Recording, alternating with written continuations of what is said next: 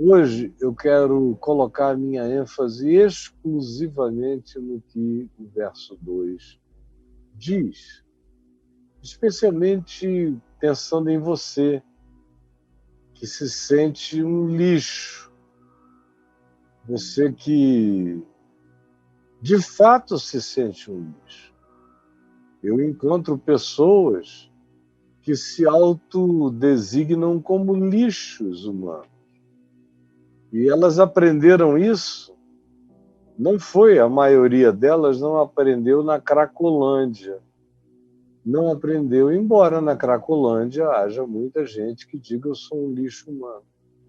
Mas você encontra muito mais gente dizendo que é um lixo humano em casa.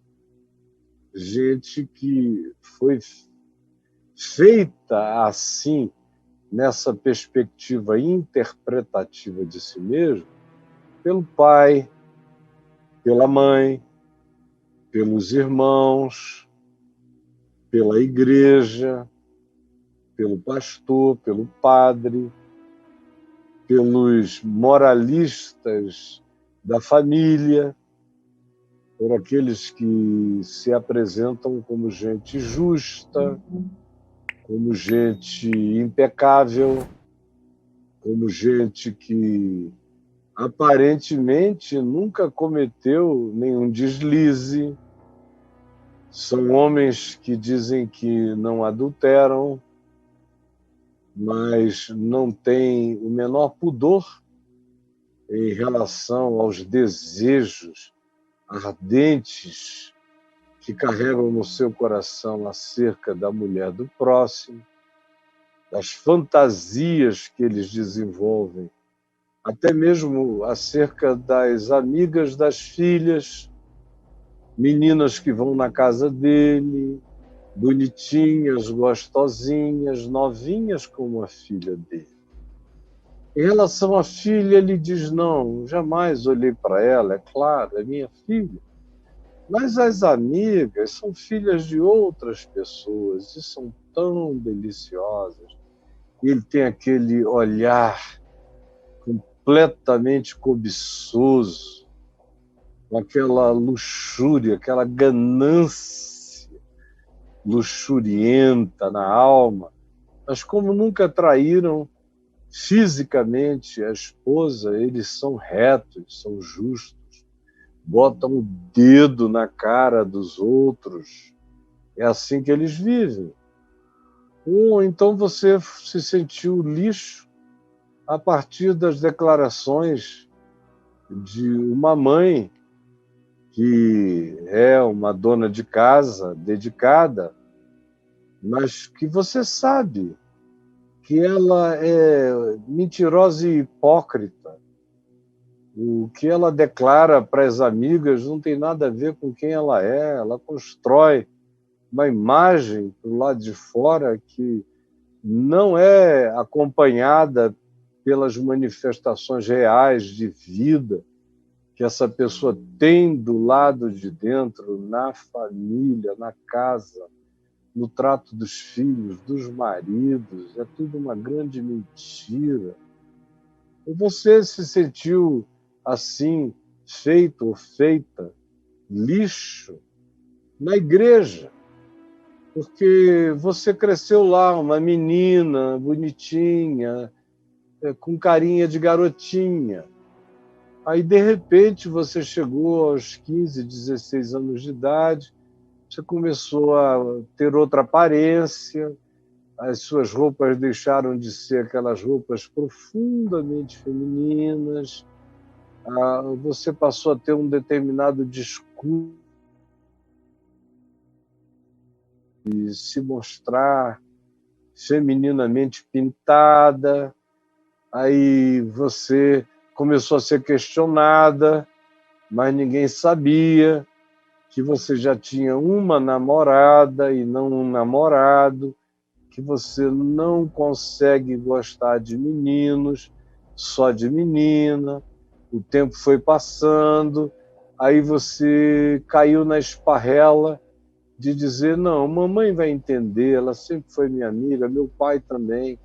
Aí conta para um querendo depois contar para outro, mas já começa a ser tratada de maneira veementemente antagônica pela própria mãe ou pelo pai, que era tão bonzinho, mas depois você descobriu que o limite dele era justamente esse: eu sou bom enquanto um filho meu não chegar aqui com esse papo, porque se chegar com esse papo de que gosta de gente igual, do mesmo gênero, que são homoafetivos, o cacete vai cantar.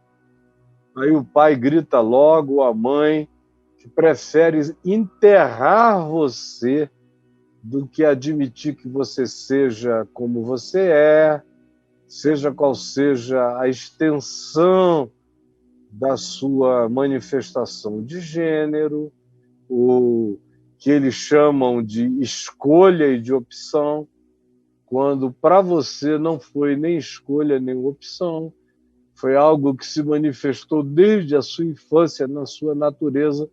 Você só não conseguiu mais esconder isso da família e creu que a família teria generosidade para entender, para te incluir, mas ao contrário, você foi descartada, descartado, tratado como lixo, desprezado, e aí espalharam isso como pedido de oração na igreja. E até aqueles que antes eram os seus melhores amigos agora aborrecem você, fogem de você, atravessam a rua quando te veem, ou quando você vai ao templo, eles veem você do mesmo lado em que estão e atravessam para o outro lado. Se porventura, por curiosidade, você os flagrar olhando para você do outro lado, eles fazem assim com a cabeça de maneira formal, e acabando a reunião, ninguém te procura, você vai ficando só, porque você é o lixo.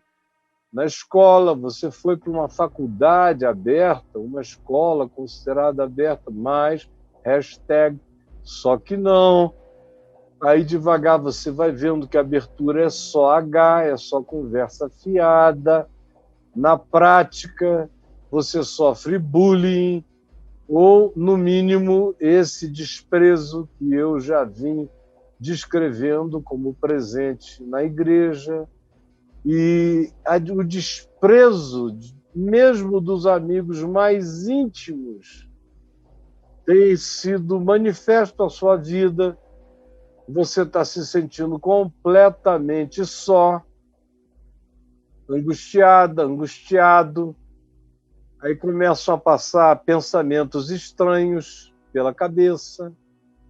Primeiro, aquela vontade de desaparecer de tudo e de todos, de ir embora, de não voltar nunca mais, de não deixar endereço, de não deixar rastro, de não dar qualquer pista de onde, porventura, você esteja.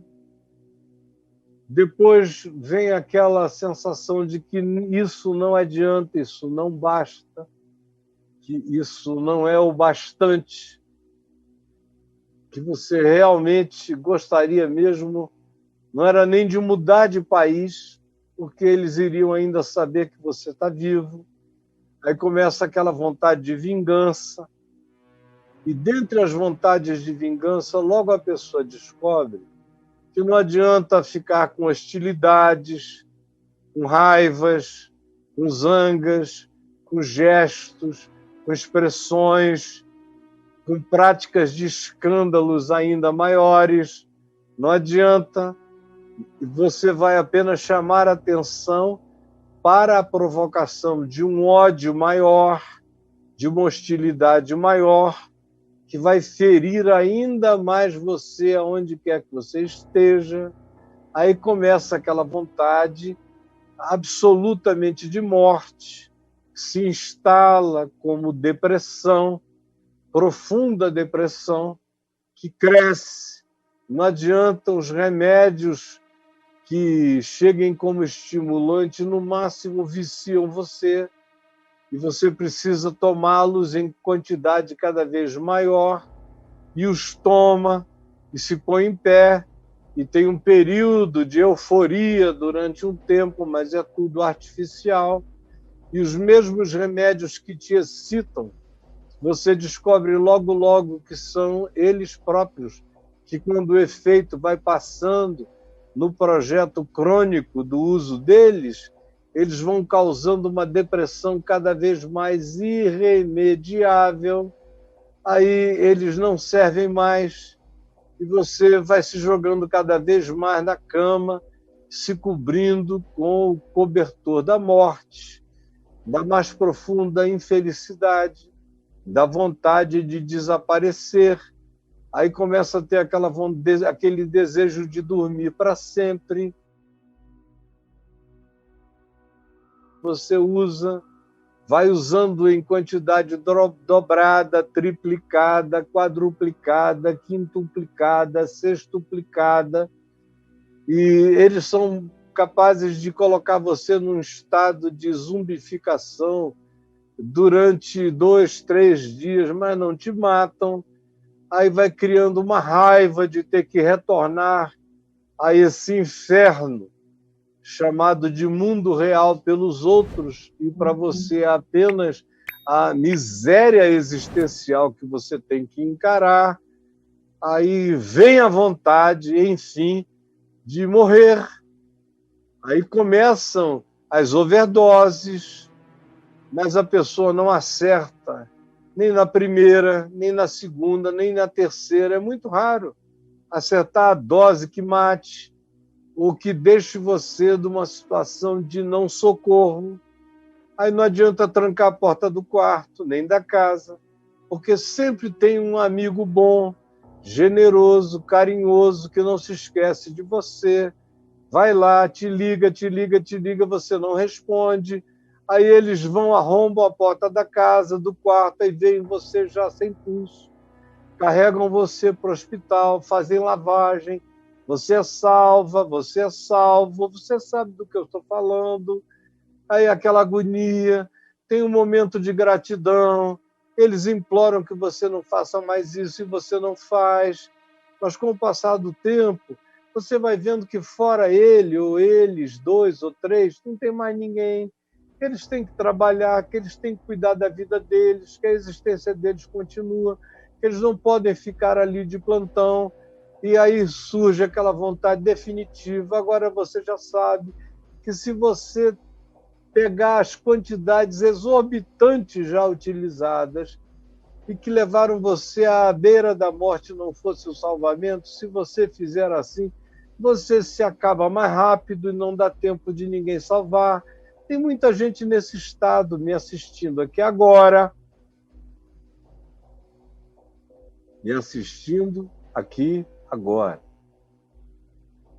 Tem outros que pecaram e estão sob aquele olhar de juízo na família. É o marido que traiu a esposa. E está todo mundo te olhando com ódio e ninguém fala mais com você. É a mulher que traiu o marido.